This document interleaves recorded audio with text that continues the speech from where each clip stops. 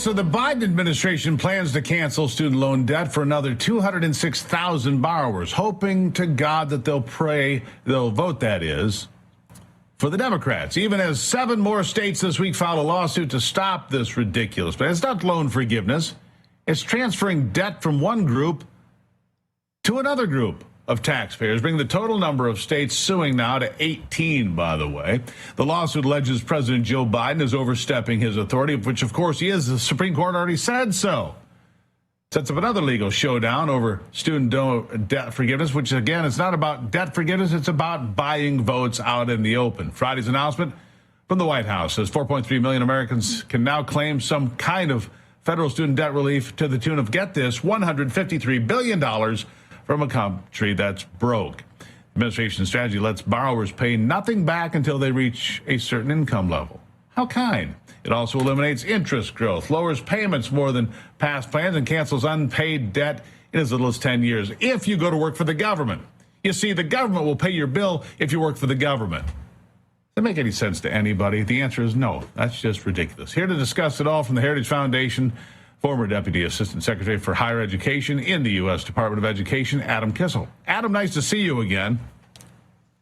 Thanks for having me on. Good to see you, too. So if you go in full time and get yourself a government check, you go and get yourself a job with the government, then the government's going to pay off your loan. I mean, come on. How bad can this be, Adam? This is absolutely absurd. And if you pay for a certain amount of time, you get it paid off. And it doesn't matter how much money you make. And so for people that never went to college, you get to pick up the bill.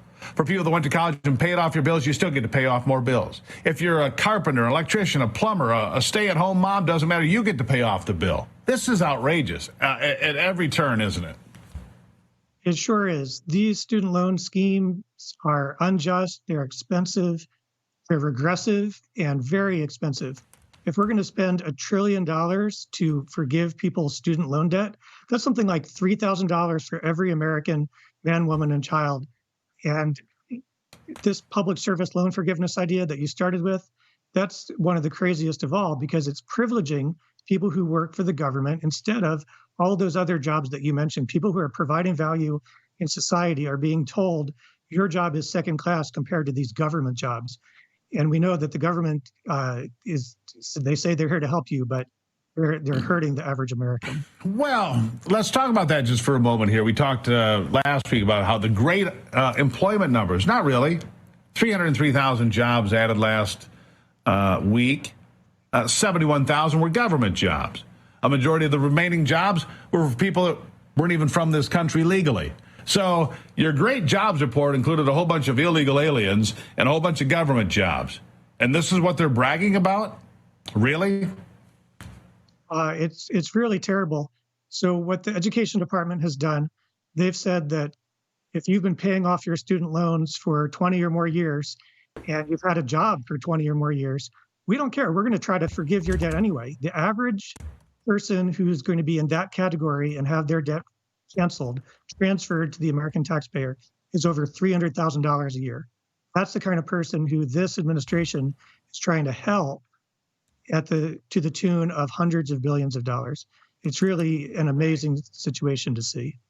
I mean, you look at the demographics as a general rule, Adam, of the people that are privileged, and it really is a privilege, to go to college, right? You have to be at a certain place and get certain grades, and maybe you worked your tail off and got a scholarship. But for the majority of kids, they might got a partial scholarship, but they come from families that can afford to send them to college by and large.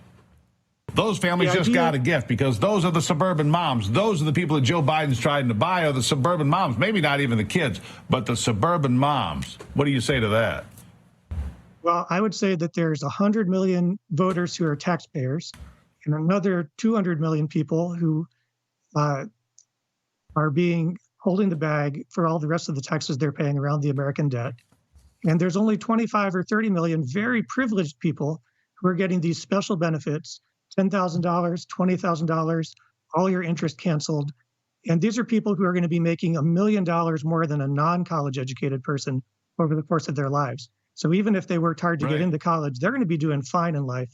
It's the rest of us who did not, who are going to end up paying for them. The people that were lucky enough to go to college, go to college, probably get a better job. They get their bills paid. The people that couldn't afford to go to college or chose a different path, like a trade school, they get to pick up the bill.